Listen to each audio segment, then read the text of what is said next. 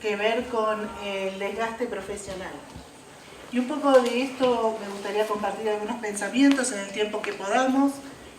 Intentaré ser, a lo mejor algunas diapositivas las pasaré para poder, digamos, dar algunos conceptos que nos haga pensar básicamente en, esto es como una reflexión sobre qué clase de enfermeros y profesionales somos, y tiene que ver mucho con la introspección. Todo lo que vamos a ver no es una regla, sino es algo para, digamos, autoconocerse y poder reflexionar qué nos pasa frente al dolor, frente al sufrimiento y frente a la muerte y a la pérdida de los otros. El tema se llama desgaste profesional y lo que vamos a hablar es de fatiga y satisfacción por la compasión.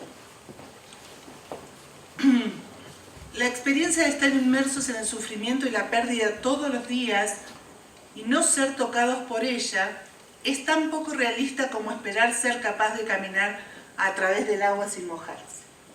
Digo, si pensamos en que el dolor del otro, el sufrimiento y todo lo que vemos no nos afecta, es un pensamiento errado. De alguna manera nos afecta, ¿sí? Quizás no nos ponemos a pensar de qué manera esto repercute en nuestras vidas. Los trabajadores de la salud tienen un trabajo emocional, especialmente los que cuidan pacientes oncológicos, oncohematológicos y en especial los enfermeros, que transitan situaciones límites por largos periodos de tiempo. Una de las características que hace que nos quedemos en esta especialidad, y como decía Reina, si no me equivoco, esté enamorada de la especialidad, es que conocemos a los pacientes por mucho tiempo. Esto hace que indefectiblemente tengamos una relación de apego con ese paciente, con esa familia, ¿sí? Decíamos, por largos periodos de tiempo, con pacientes y familiares que demandan cuidados físicos, emocionales, sociales y espirituales. Estos y la exposición pueden llevar al desgaste, a la fatiga por la compasión. Pueden sentirse agobiados por la pena y la pérdida. Vamos a hablar de algunos conceptos que son fatiga por compasión, satisfacción por la compasión, calidad de vida profesional y, si podemos, intentaremos llegar a algunas destrezas para autocuidarnos. La fatiga por compasión es definida como un sentimiento de profunda empatía y pena por el otro que está sufriendo, acompañada de un fuerte deseo de aliviar ese dolor o resolver esos problemas. Hay algunos conceptos que ya se conocen, como la reexperimentación.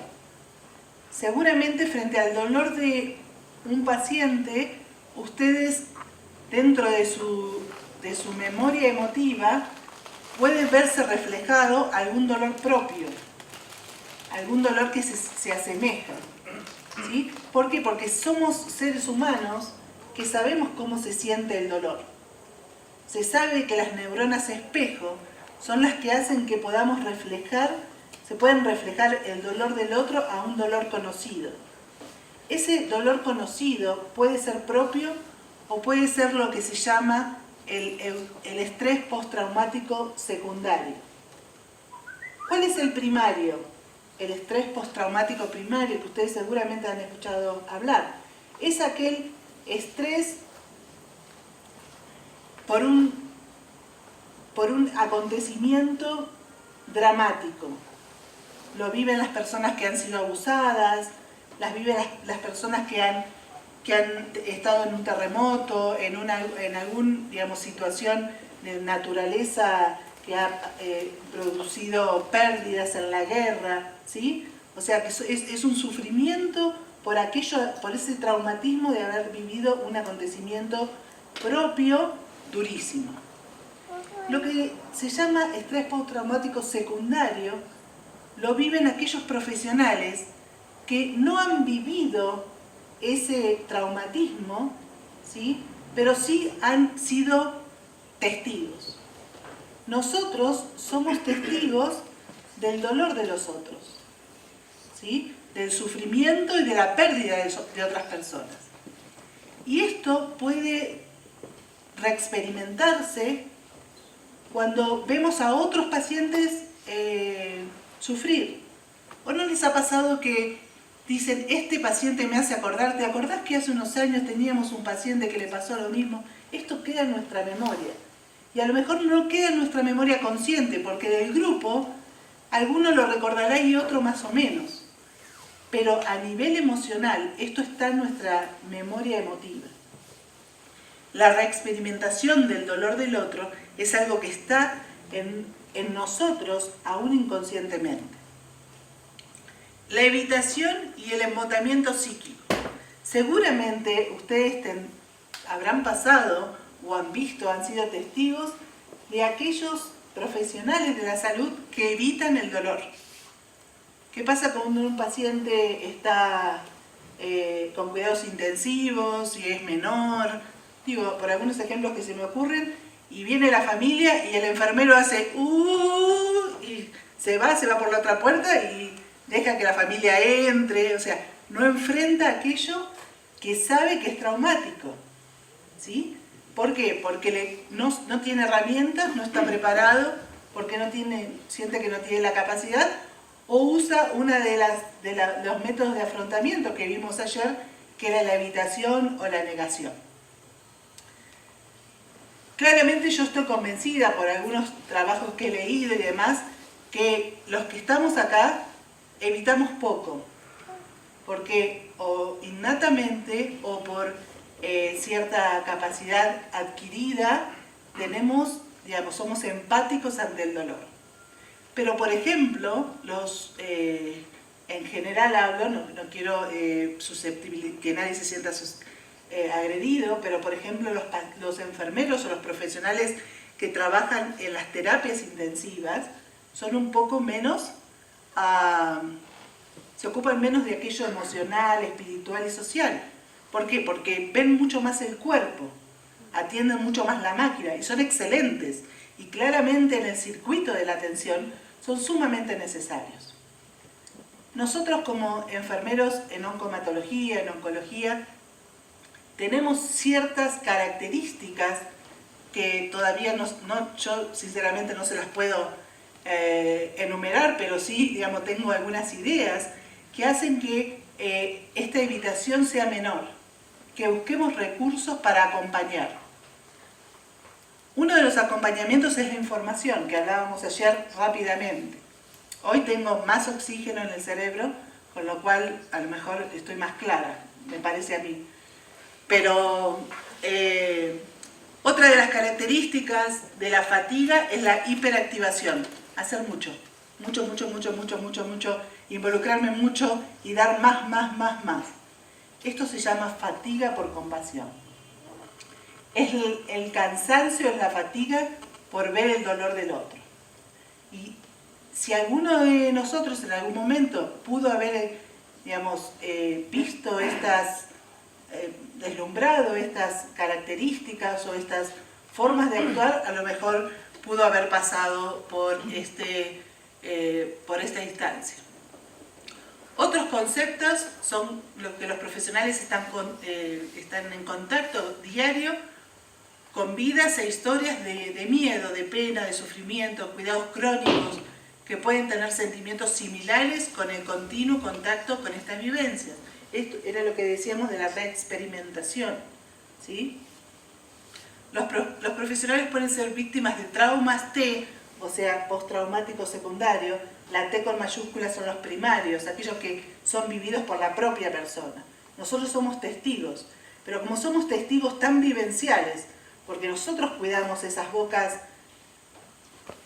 que son destrozadas por la mucositis, que necesitamos la morfina en goteo, nosotros vivimos tan cerca de eso que ese estrés se llama de traumas T chiquitito, T minúsculo, producidos por escuchar, sentir o imaginar lo que las personas están sufriendo o han sufrido. En un trabajo hecho en médicos oncólogos, ¿sí? ellos mencionaban que el 56% de los médicos encuestados sentían sensación de fracaso en la tarea. El 34% manifestaba depresión. El 20% falta de interés en la práctica. Y el 18% aburrimiento. Una de las cosas que creo que tenemos que pensar es el objetivo que tiene nuestro trabajo. La idea de que la medicina y todos los profesionales de la salud tenemos el fin de curar es una idea que en muchos casos no es la realidad. Entonces tenemos que pensar cuál es nuestro objetivo como profesionales de la salud. En algunos casos será curar, en otros será controlar y en otros será paliar el sufrimiento. Cuando tengamos esto en claro, y esto no quiere decir que toda nuestra tarea, todos los pacientes van a encasillarse como en el mismo lugar, sino que tener conocimiento de la patología, del estado, del estadio, de cuál es su recuperación y su pronóstico. Ese conocimiento científico asociado a aquello innato que tenemos y aquello que podemos ir formándonos con la lectura, con este tipo de encuentros y demás, va a hacer que nosotros podamos, frente a un paciente, posicionarnos y saber cuál es nuestro objetivo. De manera que si pensamos que solamente nuestro objetivo va a ser curar a los pacientes y que se vayan de alta, seguramente vamos a estar dentro de los frustrados, o de los aburridos, o los de que estamos muy desgastados. Si nuestro objetivo va a ser que las personas sufran menos, tengan menos complicaciones, podamos ayudarlos en alguna de las áreas en que las necesita y tengamos objetivos prudentes, alcanzables y medibles, seguramente la satisfacción va a ser mayor. Este señor Figley, soy yo, fue uno de los primeros que empezó a hablar del costo de cuidar, que no era gratuito cuidar a las personas que sufren. Otras formas de ver esta fatiga digamos, si ustedes lo buscan, es el desgaste profesional por la empatía. Hay una médica psiquiatra en Buenos Aires que seguramente la tengo registrada en algún Vidal y Benito, que ella dice que la sociedad, no existiríamos como sociedad y como seres humanos si no tuviéramos empatía. O sea, no sería posible lo que tenemos, las sociedades, las comuniones, si no tuviéramos empatía hacia el otro. Pero este desgaste por la empatía, por el acercamiento, por ver el sufrimiento del otro, hace que también como profesionales nos desgastemos. La compasión es un sentimiento de profunda empatía y pena por el que sufre, y un profundo deseo para aliviar el dolor, creo que ya lo vimos. El estrés por la compasión es otro concepto. Son las conductas y emociones naturales que a partir de conocer un evento traumático experimentado por otra persona significativa, que son nuestros pacientes, por ayudar o deseo de hacerlo. La fatiga por compasión, esto ya lo vimos. La comprensión por los demás tiene un costo. Tiene la erosión interpersonal entre el profesional y el paciente, ocasionado por la falta de recursos para gestionar el sufrimiento, tanto el propio como el del paciente. A veces decimos, no tengo herramientas para ayudar a ese paciente. Y eso muestra las limitaciones que tenemos como profesionales, como enfermeros. Que tengamos limitaciones tiene dos patas según mi forma de ver.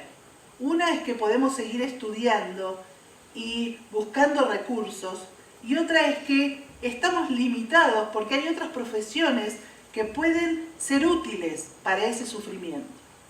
Con lo cual tenemos que bajarnos un poco de la idea de que la enfermera puede hacer todo. Con esto del concepto de de que somos holísticas, de que vemos al paciente como un todo y que nos ocupamos de lo social, de lo espiritual, de lo emocional, también perdemos el foco de que tenemos que trabajar en grupo, que necesitamos recurrir a otros profesionales. Porque si nosotras queremos como cargar todo esto en nuestros propios saberes, en nuestro propio cuerpo, seguramente vamos a fracasar. Porque no todos estamos capacitados y porque no todos tenemos la formación para hacerlo. Tenemos nutricionistas, tenemos psicólogos, tenemos psicooncólogos, tenemos otros recursos que nos pueden ir ayudando, terapistas ocupacionales, personas que hacen terapias alternativas. Hay muchas otras herramientas. El tema es ver cuáles son y cómo podemos ayudar a esos pacientes. El desgaste deriva de la exposición de un acontecimiento traumático. La empatía inconsciente es el mecanismo de infección emocional. Esto es una frase que me fascina. ¿Qué quiere decir esto? Que nosotros, si no ponemos en razón todo aquello que nos afecta y cómo nosotros empatizamos con el otro, si no podemos evaluarnos y pensar en cómo actuamos, cómo nos afecta esto, lo que va a hacer esta empatía va a ser una infección emocional. ¿Qué hace una infección? Como un Pac-Man, ¿no? Pongámosle como una imagen, va como comiendo, ¿sí? Entonces, en un punto vamos a no ser útiles para nuestros pacientes.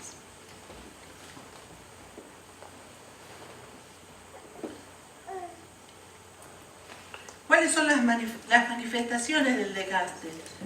Síntomas intrusivos, síntomas evitativos o de insensibilidad, síntomas de aumento de la activación y otros síntomas como algún síntoma psiquiátrico o fobias, algunas manifestaciones físicas, claramente el descuido de nuestra propia salud.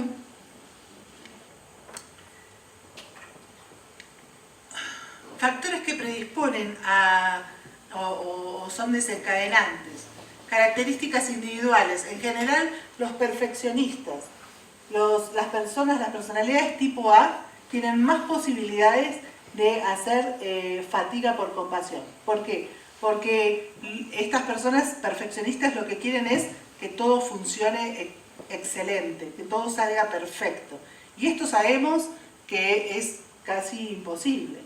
Entonces, esto nos lleva mucho a la frustración y también a trabajar más para lograrlo. La información equivocada o insuficiente. Esto que yo les decía antes de conocer. Conocer cuál es el objetivo del tratamiento de este paciente, qué expectativa de vida y demás. Las condiciones de trabajo, la remuneración insuficiente, todo esto, el entorno de nuestro trabajo influye. La impotencia frente a la complejidad de las patologías, pacientes y familia. La carga emocional que implica la exposición, la cronicidad y los decesos frecuentes. Esto de que se me murió el paciente, ¿no? Es una frase que, por lo menos, no sé si entre ustedes, pero nosotros la escuchamos. Hoy se me murió un paciente. Es muy triste que un paciente se muera, pero a nosotros no se nos murió el paciente. ¿Sí? Nosotros fuimos parte de un equipo y el paciente falleció. En general es porque la historia normal de la enfermedad hizo que eso pasara, ¿no? Pero no se nos murió a nosotros. La carga emocional, la confrontación repetida y dolorosa con el sufrimiento y la penosa conciencia de la mortalidad propia. ¿Qué pasa? Y esto es algo importantísimo. ¿Qué pasa cuando otro muere? O cuando el otro enferma. ¿Qué pasa cuando un paciente de nuestra misma edad, con más o menos las mismas características, tiene hijos, no tiene hijos, tiene un diagnóstico agudo y digamos, la vida se estructura totalmente. ¿Qué nos pasa a nosotros? Nos damos cuenta que, digamos, no es para viejos, es para contemporáneos, ¿sí? Nos puede pasar a nosotros. Esto es lo que pasa, aún inconscientemente, cuando alguien muere o cuando alguien tiene un diagnóstico de enfermedad. Nosotros nos percibimos que somos finitos, que también podemos morir. Y tenemos que pensar qué pensamos de la muerte, qué pensamos de nuestra propia muerte. Porque elaborando todo esto vamos a ser más útiles y vamos a prevenir algunas cuestiones como estas. ¿Cuáles son las causas que por lo menos se anuncian algunos investigadores? Pobre autocuidado, traumas del pasado, imposibilidad de controlar el estrés, falta de satisfacción laboral. ¿Sí? Esto hablando en general. Si yo no soy, digamos, si no estoy satisfecho por lo que hago, a pesar de que los resultados no sean la curación, seguramente esto va a repercutir en mi desgaste profesional. Los factores de riesgo, vivencias traumáticas no resueltas, trabajadores que cuidan niños, son los más, digamos, uno de los que están más afectados. Las personas con mayor capacidad de sentir y expresar empatía, la carencia de habilidad de comunicación y autocontrol, la presión asistencial excesiva, escasez de personal, trabajar muchas horas, gran responsabilidad de la toma de decisiones y escaso reconocimiento. Contacto continuo con el dolor de la muerte, usuarios que presentan muchos problemas y complejos, son nuestros casos, poca o nula formación en el manejo de aspectos emocionales de las personas que sufren, dificultad de comunicación con los pacientes y con los familiares, y aquí podríamos poner los familiares y los compañeros, dificultades propias del trabajo en equipo. Variables de la personalidad, patrones de conducta tipo A, lo dijimos, locus de control externo, o sea, personas que atribuyen lo que sucede a causas externas a sí mismos. Las personas que no pueden evaluar que algo se equivocaron, que hay alguna cuestión propia que influye en algún aspecto. Formación inadecuada, falta de tiempo para afrontar componentes psicológicos. ¿Cómo preveniríamos esto?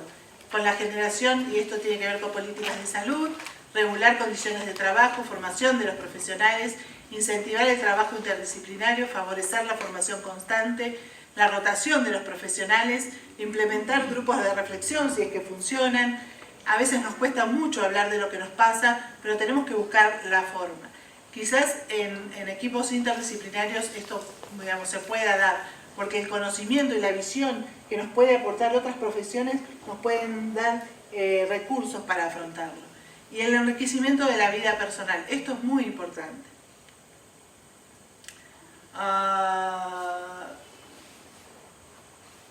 Voy a pasar esta porque después quiero hablar un poquito. Quiero hacer una diferencia entre la fatiga por compasión y el síndrome de burnout, que es el síndrome de burnout quizás es algo más conocido que nos, digamos, hemos visto o escuchado. Hay algunas diferencias que me parece que es importante saber. La fatiga por compasión es un estado, o sea que se puede instaurarse agudamente. Digamos, me puede pasar por la muerte de un paciente o con un paciente en especial, sentir frustración, agotamiento y demás. El burnout es un proceso largo, ¿sí? De mucha frustración, que tiene que ver muchas veces con con las condiciones laborales, ¿sí? O sea, más con la estructura de mi trabajo, con la institución, con el reconocimiento económico, con la cantidad de horas que trabajo, con que si tengo los recursos o no, ¿sí? No tienen que ver tanto con el dolor del otro, sino con las condiciones de trabajo. Estas son las diferencias mucho más importantes.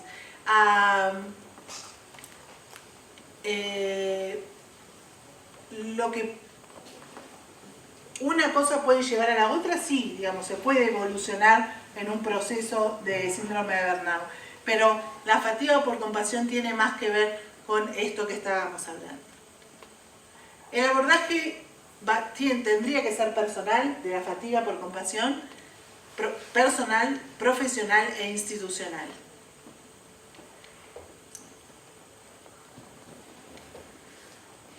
Hay algo que a mí me encanta, que es la satisfacción por la compasión. Que es la sensación de bienestar que percibe el profesional de la salud al asistir a otra persona. El gusto o el agrado de ver a los clientes o pacientes que mejoran, al reconocer el impacto positivo que los cuidados brindados tienen sobre las personas. Fíjense que estos autores no hablan de curación, hablan que mejoran. A veces podemos mejorar un poco el dolor, a veces podemos mejorar un poco la hidratación, o podemos encontrar una actividad para que el paciente haga o motivarlo, ¿sí? Podría ser un efecto protector para la salud de los profesionales de la salud, especialmente psicólogos, médicos y enfermeros. La satisfacción es el gozo que se da por la ayuda a los demás. Puede contrarrestar la fatiga por compasión. Stein tiene una teoría que dice que si la fatiga por compasión es contrarrestada por la satisfacción por la compasión, aún sintiendo dolor por el sufrimiento del otro, la satisfacción va a sumar como en la balanza.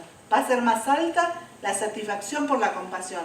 De manera que los cuidadores o las personas que están con riesgo van a encontrar más satisfacción en aquello que brindan que en aquello que no logran, ¿sí? O el dolor del otro, ¿se entiende? Entonces el equilibrio entre esa satisfacción, los que están más satisfechos por su trabajo tienen menos fatiga y viceversa. Ella lo llama la calidad profesional, ese equilibrio entre la fatiga y la satisfacción. La autorreflexión interna a la conexión con los semejantes, la familia y la comunidad. Esto de autorreflexión es muy interesante, el sentido y la importancia de la espiritualidad, y esta autora lo asocia a las personas que tienen una empatía exquisita, dice, son los que más satisfacción por la compasión van a lograr. La empatía, bueno, 2 palabras: entiendo cómo te sentís, nos abre el camino a la compasión, nos abre la puerta para poder ayudar a cuidar, facilita la relación entre las personas entre sí, algunas características. El trabajo de cuidar a los pacientes no se puede dar sin empatía. El trabajo de cuidar no es solamente empatía, o sea, es conocimiento, es empatía, y la empatía en sí tiene un efecto terapéutico. Que el paciente sienta que estamos ahí, le tomamos la mano, entendemos, hacemos cosas para disminuir su dolor, nos preocupamos por él, en sí eso es terapéutico. Digamos, no va, los deseos de ayudar solamente no funcionan, todo esto juntos sí. Así que en esto tenemos que pensar a veces. Esta es Carmen Vidal y Benito, tiene libros en Intramed gratuitos que pueden bajar, muy interesantes, sobre comunicación médico-paciente y que son aplicables a nuestra profesión. Hay variables moduladoras, el sexo. Los varones son más proclives a la despersonalización que las mujeres. La edad. Cuanto más grandes somos, más estrategias de afrontar el dolor del otro. Los más jóvenes tienen menos estrategia. Esto tiene que ver con las experiencias también, ¿no? El estado civil. El estado civil sirve para muchas cosas buenas. ¿Saben que los pacientes con cáncer solteros la pasan peor que los casados? ¿Sabían eso? Sí. La gente sola la pasa peor que la gente acompañada. Los cuidadores, los profesionales casados, tenemos tenemos porque estoy casada, más o menos. Digo más o menos porque vieron cómo es ahora, ¿no? Le ponemos nombre a casi lo mismo, pero... ya me puso la luz ese chico, ¡ay, qué malvado! Las personas casadas tienen una vida, digamos, personal más rica y tienen menos posibilidades de desgaste que aquellos solteros. Así que hay que juntarse. No sé si casarse, pero júntense. La gente antigua en el puesto y la profesión tiene mejor afrontamiento, ¿sí? Los más jóvenes tienen menos conocimiento de lo que hay que hacer, de cómo abordar ciertas situaciones, entonces tienen más estrés, ¿sí? más desgaste. Entonces la edad tiene sus beneficios también. Hay un trabajo que yo hice para mi maestría, junto con, digamos, mi directora de tesis es una psicóloga, una psico-oncóloga, y yo estudié en una comunidad de enfermeros oncohematológicos y estudié qué satisfacción por la compasión tenían los enfermeros en oncohematología y qué fatiga por la compasión tenían los enfermeros en oncohematología. Y lo comparé con estudios ya, digamos, hechos en otros lugares. Y es muy interesante que los enfermeros que trabajan en oncohematología, el porcentaje de satisfacción es más alto que en otras poblaciones. Hicimos una comparación de esto mismo en estudiantes de psicología, por ejemplo, y los comparamos con otros enfermeros y otros profesionales.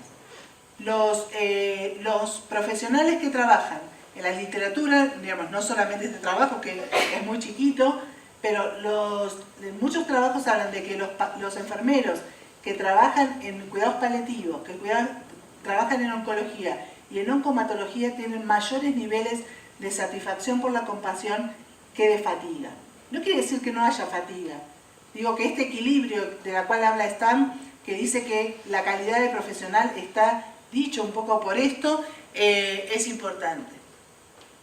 Y hay menores en esta población, hay menores porcentajes de fatiga y de síndrome de burnout. Hay escalas que se pueden utilizar para medir esto. La resiliencia puede ser una de las características de estos profesionales, y esto era lo que les decía. La calidad de vida profesional es el atributo que se siente con relación al trabajo de ayuda al otro, tanto los aspectos positivos como los negativos. La calidad profesional está dada por la satisfacción y por la fatiga. Si esto, digamos, se equilibra y la satisfacción es mayor, seguramente tendremos menos sentimientos de fatiga por compasión. Una de las cosas más importantes para prevenir, y en esto voy a ir rapidísimo, pero me parece importante, es el autocuidado, ¿no? Las personas que hacen en beneficio de su propia salud, sin indicación de médicos o facultativos, bueno, deberíamos tener un plan de autocuidado físico, mental y espiritual para nuestra propia vida. Las personas que atienden a otras tienden a descuidar sus propias necesidades y a postergarse. Oren, que es una teórica de una nursing, y habla del autocuidado, y cuando yo la volví a leer me di cuenta de todo, digamos, todo lo que no la usamos en este sentido. Las estrategias de autocuidado pueden ser personales y pueden ser profesionales, ¿sí? Actividades sanadoras, recreación, desarrollos espirituales, autoconciencia, psicoterapia si es que creemos que nos sirve o lo necesitamos o puede ser útil.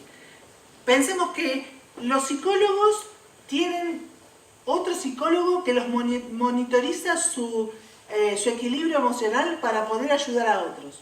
Y nosotros que estamos enfrente del dolor todos los días, somos uno de los profesionales que menos terapia hace, que menos va a contarle a otros que sufre por el dolor del otro. Digo, esto es una posibilidad.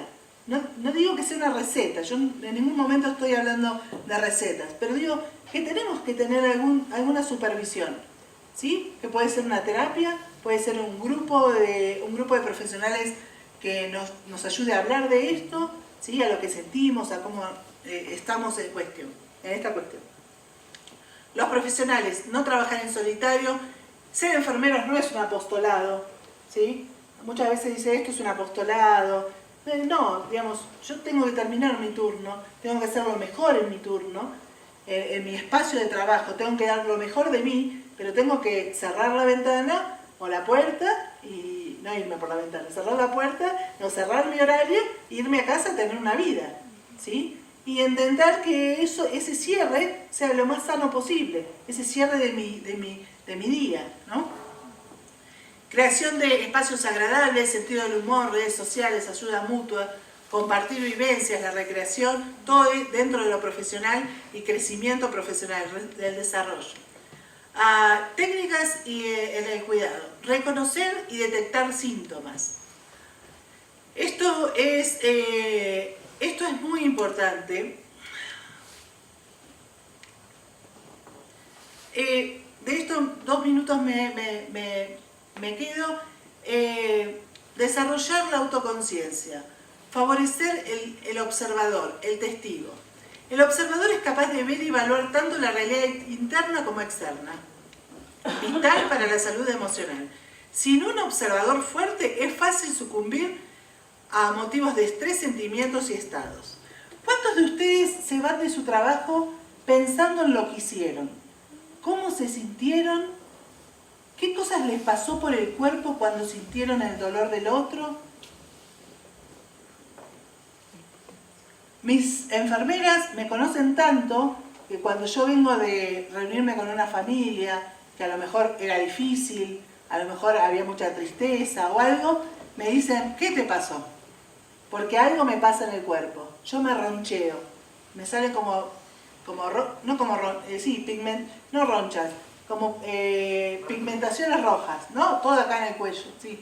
¿Por qué? Porque hay algo que me pasa en el cuerpo. No es gratuito lo que me hicieron, lo que vi, la empatía que tuve con esa familia, con ese paciente que me hizo una pregunta como ¿me voy a morir pronto? O según su experiencia, ¿la gente se salva de esto? ¿Es gratuito eso en mi cuerpo? ¿Es gratuito ese dolor del otro? ¿O esa familia difícil que a lo mejor estaba enojada y que nosotros tuvimos que encontrar la posición para que ese enojo, no con el equipo, en realidad no con el sistema, sino con la propia bronca de tener un familiar enfermo, de estar enfermo, hizo que esto produjera como un revuelo, ¿no? ¿Es gratuito eso en mi cuerpo? ¿Qué me pasa? El sentimiento del otro me traspasa tanto que me invade y lo único que yo puedo hacer es compadecerme por él, pero dejarme como imposibilitado de ayudar. Estas cosas tenemos que pensar como profesionales. Tenemos que conectarnos con algo que nos ayude a que cuando esto esté pasando, yo tengo como una figura tipo de película rara, ¿no? De esas películas, que el dolor del otro es como una cosa que me va a invadir y que si yo no detengo eso para poder evaluar el dolor del otro y ayudarlo, lo que va a hacer es que yo no pueda ser útil. Entonces tengo que conectarme a cuál es mi objetivo, cuál es mi papel, en mi función en ese momento. Si el dolor del otro, si el sufrimiento, si la imposibilidad de curar, si tantas cosas nos invaden nuestro físico, nuestra emoción, nuestros sentimientos, seguramente vamos a tener más fatiga por compasión, más frustración y menos posibilidad de ayudar. Cierro. Identificar la respuesta defensiva. ¿Huyo de los pacientes? A veces tengo que huir porque es la única forma que puedo hoy. ¿Pero siempre huyo de los pacientes? O sea, algo que ustedes tendrán que pensar, ¿no? La autoconciencia y la respiración. ¿Qué me pasa? Me sudan las manos, me roncheo toda, ¿sí? Tengo que conectarme con otras cosas. Bueno, hay alguna forma es escuchar y desarrollar la autoconciencia, la mini meditación, la escritura reflexiva, caminar, hacer alguna actividad que me ayude y me limpie un poco de mi trabajo y pueda ver qué hice, qué no hice, cómo me sentí. Y esto va a ser un ejercicio que va a hacer que, por ejemplo, yo llegue a casa más liberada. Yo camino, vivo 15, 16 cuadras, no digo que todas tengan que hacer, pero es mi método, a mí me sirve. Yo vivo a 15 cuadras del hospital y yo camino, en general, las 15 cuadras. Aunque esté lloviendo, salvo que necesite llegar rápido, camino. Porque esas 15 cuadras me ayudan a reflexionar, a pensar que me olvidé, a limpiarme un poco, ¿no? Para estar más fluida cuando llegue a casa y más liberada. Y digo, a mí me funciona. Hay otras personas que se dan un baño, algo que signifique algo, la limpieza, ¿sí? Dejar el uniforme en el hospital o dejar los zapatos en el hospital. Son técnicas que la gente le ayuda para dejar de depositar esa función y salir un poco más aliviados. A reflexionar, darle nombre a lo que nos pasa. A veces no les pasa que llegan a casa y, no sé, el hijo, el marido, la suegra, qué sé yo, hizo una cosita así y nosotros explotamos, ¿no? Como si esto fuese la última guerra. Y decimos, al final todo lo tengo que hacer yo, en esta casa nada funciona sin mí, porque yo soy indispensable, pero yo estoy cansada ya cuando... ¿No les pasa? Piensen por qué nos enojamos la próxima vez que se enojan. Piensen si su marido, la verdad, tuvo tanta culpa, o nosotras estábamos tan cargados que no pudimos depositar en otro lugar que con la familia. Pensemos en eso. Esto es la autorreflexión, darle nombre a lo que nos pasa. ¿Qué nos pasa cuando lloramos con una película tonta? Ven una novela tonta turca y nos lloramos la vida. ¿Qué nos pasa? Lloramos por lo que está ahí. La película turca tonta es lo que nos hace tirar el lagrimón. Entonces pensemos por qué. A lo mejor nos vamos a curar sin ver la novela turca. Aceptar que nos pasan estas cosas, conocernos, identificar la causa y luego actuar. Esto es algo que no lo vamos a lograr fácilmente, estaremos toda nuestra vida profesional tratando de lograrlo. Conocernos, hacer este ejercicio individual, hacer terapia es una posibilidad. Bueno, algunas cosas que podemos pensar. Damasio dice que si esto como en la vida, en un equilibrio, si el pensamiento racional es tan alto, la emoción queda chiquitita. Pero si la emoción, digamos, supera el pensamiento racional, tampoco nos sirve. Es un equilibrio entre el conocimiento racional y la emoción. Ahí vamos a ser mejores profesionales.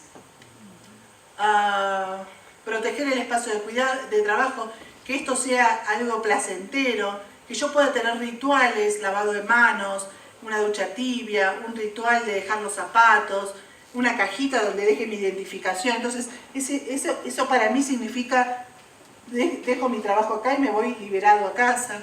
Bueno, diferentes técnicas que pueden llegar a encontrarse. Conclusiones. La fatiga por compasión es un desgaste normal de los profesionales que trabajan con las personas que sufren. No todos los profesionales enfermarán ni tendrán fatiga por compasión. La fatiga es una oportunidad de crecimiento y madurez personal y profesional. La prevención es mejorar la estrategia. Aunque hay factores externos que condicionan, hay una decisión individual. Esto es muy importante, porque si ponemos la causa afuera, decimos este trabajo de M que tengo, no me pagan bien, mi jefe no me valora, nadie ve lo que hago, todas mis ideas van al tarro de basura. Ahí estoy poniendo la causa afuera de mi frustración. Tengo que pensar qué cosas voy a cambiar en mi pequeño mundo que yo puedo modificar y que yo puedo manejar. Ahí voy a tener menos frustración. La satisfacción laboral puede equilibrar el agotamiento. Esto lo dijimos. Bueno, nada, si en algún momento tienen deseos de conocer esta escala, mi intención era que lo hiciéramos, pero no nos da el tiempo. pero es una escala que puedo pasárselas es una escala auto, digamos, que es de autoevaluación y que nos puede ayudar a pensar. No quiere decir, no es definitoria ni mucho menos, pero sí nos puede ayudar a pensar en dónde estamos y a lo mejor a reflexionar algunas de estas cosas. Bueno, muchas gracias y gracias por el tiempo.